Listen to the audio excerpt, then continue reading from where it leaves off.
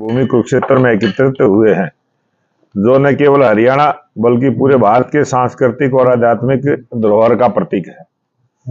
आगामी 14 सितंबर को हरियाणा की पवित्र धरती पर माननीय प्रधानमंत्री श्री नरेंद्र मोदी जी अपने महत्वपूर्ण दौरे के दौरान राज्य के चुनावी अभियान का औपचारिक शंखनाद करेंगे। प्रधानमंत्री श्री नरेंद्र मोदी जी ने हमेशा से हरियाणा को अपने दिल से लगा कर रखा है, चाहे वह किसानों की समृद्धि हो, युवाओं को रोजगार के अवसर प्रदान करना हो या हरियाणा के समग्र विकास को गति देना हो। मोदी जी का दृष्टिकोण हरियाणा के उज्जवल भविष्य पर केंद्रित रहा है। भाजपा एक ऐसी पार्टी है जो अपने संगठन को सबसे अधिक महत्व देती है। यदि चुनावी प्रक्रिया के दौरान किसी भी सतह पर नाराजगी या असंतोष उत्पन्न होता है तो पार्टी का संगठन उसे दूर करने के लिए तत्पर रहेगा। हमारा संगठन समर्पित और सक्षम है और किसी भी आंतरिक मुद्दे पर समाधान करने के लिए पूरी तरह से प्रतिबद्ध है।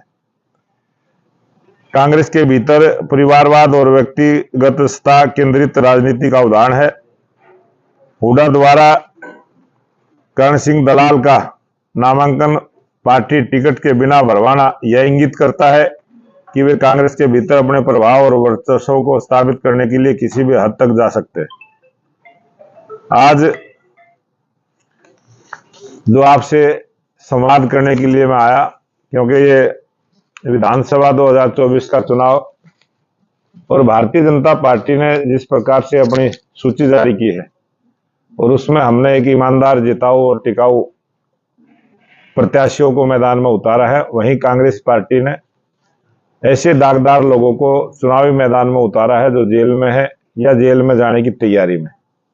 आज जिस प्रकार की सूची हमारी जारी हुई है उससे लगता है कि स्पष्ट बहुमत की सरकार भारतीय जनता पार्टी की तीसरी बार हरियाणा प्रदेश में बनेगी और इस चुनावी शंखनाद के लिए हमारे देश के लोकप्रिय प्रधानमंत्री नरेंद्र मोदी जी 14 तारीख को इसकी शुरुआत करेंगे और समय 2 बजे दोपहर का रहेगा।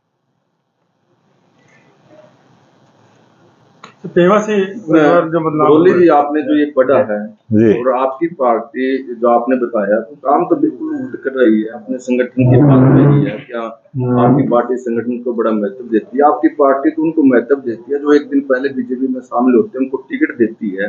और बात पीवा की भी साथ साथ में कमलजीत अजराना को आप लोगों ने टिकट दिया तो उन्हें लौटाना पड़ा।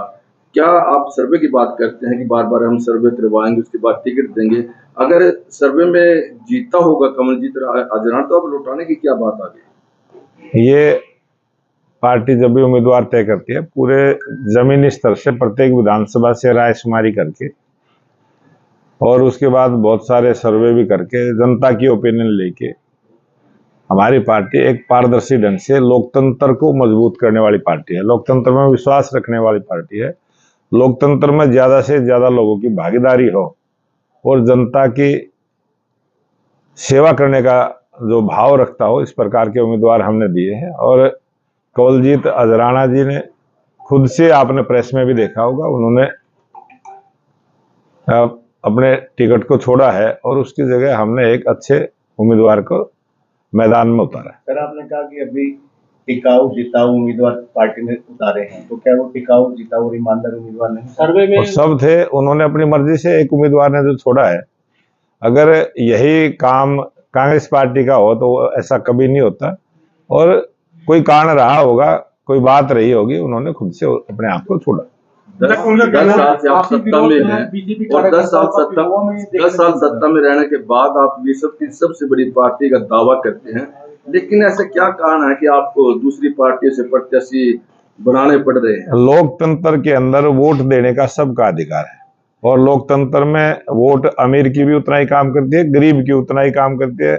हर धर्म के आदमी का देश में कोई भी वोटर है, सबकी वोट बराबर है, सबका वोट का अधिकार है और जब कोई पार्टी में आता है तो वो पार्टी का हो जाता है। सर, पेवा में इस बार कमलजीत अजराना का विरोध इसलिए हुआ था कि वहाँ के लोगों का ये कहना था कि हमें लोकल उम्मीदवार चाहिए, बाहरी स्वीकार नहीं होगा। डीडी शर्मा 2014 से वहाँ लड़े थे, अब 2024 में उतारा गया, वो लोकल नहीं है वहाँ पे। तो क्या विरोध वैसा नहीं होगा? डीडी शर्मा ने पहले भी चुनाव लड़ा है और वो कुरुक्षेत्र के ही हैं, कोई बाहर के तो है नहीं। अजराना कुरुक्षेत्र के था। वो देखो, अजराना का जो आपने बात, उन्होंने खुद से छोड़ा, कोई पार्टी नहीं छुड़वाया, उसने खुद से अपनी इच्छा जाहिर की। उनका कहना है कि लोकल नेताओं ने सपोर्ट नहीं किया, संगठन के पदाधिकारी ने सपोर्ट नहीं किया, तो उनको कार्रवाई हो सकती है। जिन्होंने सपोर्ट नहीं किया, ऐसी नौबत आई, उन्हें टिकट छोड़नी पड़ी। उन्होंने आज मीडिया में साफ कहा कि लोकल जो वहाँ के स्थानीय नेता थे बीजेपी के, उन्होंने भी सपोर्ट नहीं की। टिकट के दावेदार थे, उन्होंने भारतीय जनता पार्टी के सभी कार्यकर्ता सभी के लिए काम करते हैं, लेकिन उन्होंने कहा है, जो भी मैंने सुना भी नहीं है, और जो उन्होंने कहा है वो ठीक है। तो प्रधानमंत्री यहाँ तो रैली जिला स्तरीय रहेगी, ये गगन जी, प्रधानमंत्री आ रहे हैं, रैली जिला स्तरीय रहेगी, राज्य स्तरीय रहेगी, क्या रहेगी? ये रैली हमने जो क्लस्टर बनाए हैं, उस क्लस्टर में जो 23 विधानसभा है, 23 विधानसभाओं की मैं आपको सूची दूंगा, जिन विधानसभाओं के कार्यकर्ताओं को यहाँ रैली में निमंत्रण करेंगे। जिस तरीके से 14 तारीख को प्रधानमंत्री आ रहे हैं, तो इसके अलावा भी प्रदेश के अंदर कोई केंद्रीय मंत्री आने हैं? हमारी प्रत्येक विधानसभा पर कोई न कोई हमारा केंद्र स्तर का, प्रदेश स्तर का, जो हमारे स्टार प्रचारकों की सूची आएगी, उस सूची में से सभी 90 की 90 विधानसभाओं में जन आशीर्वाद रैलियां होंगी। और जो हमारे लोकप्रिय प्रधानमंत्री नरेंद्र मोदी जी की भी रैलियों की जो योजना है, उसमें 4 रैलियां अभी प्रस्तावित हैं। उनका समय जब आएगा आपको बताएंगे। एक कुरुक्षेत्र है, एक सोनीपत है, एक हिसार है और एक पलवल में। इस प्रकार से स्थान का चयन हुआ है। डेट और समय जब आएगा, जब आपको बताएंगे।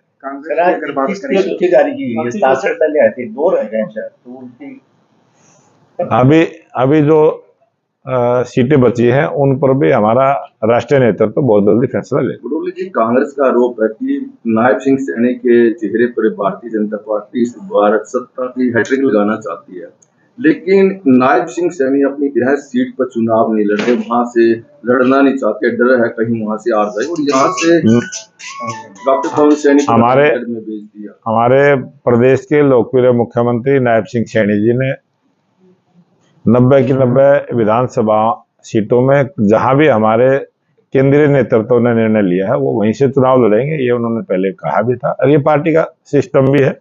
और नायब सिंह सैनी कुरुक्षेत्र से सांसद रहे हैं, और जहां लाडवा वो चुनाव लड़ रहे हैं, वो सीट भी उसी में आती थी, कोई ऐसी बात नहीं है।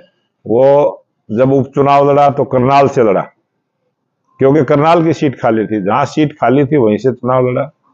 और वो पूरे प्रदेश के अंदर प्रदेश स्तरीय नेता है, वो कहीं से भी किसी भी सीट पर लड़ सकते हैं। कांग्रेस की अगर बात करें तो आपस में काफी शोरगुल हो रही है। आज पूर्व मुख्यमंत्री मनोहर लाल खट्टर जी ने कहा कि शायद कोई सांसद बिल खिला दे। देखो, वो कांग्रेस का अंदरूनी मामला है, और खट्टर साहब को कोई जानकारी होगी, उन्होंने कहा। अब परिवारवाद की बात आपने अभी उठाई है, लेकिन देखिए किरण चौधरी को राज्यसभा में भेज दिया, 4 दिन पहले पार्टी में आई थी, अब उनकी बेटी की प्रेस कॉन्फ्रेंस को माननीय प्रदेश अध्यक्ष पंडित मोहनलाल बड़ोली जी संबोधित करेंगे। मुझे यह बताते हुए अत्यंत प्रसन्नता हो रही है कि आज हम किया था, अब डीडी शर्मा को उतारा गया। कभी भी किसी का कोई विरोध नहीं हुआ। 3 दिन से सर सड़कों पे विरोध हुआ था, जिसे उतारा गया था, बकायदा सभी मीडिया ने कवर किया था।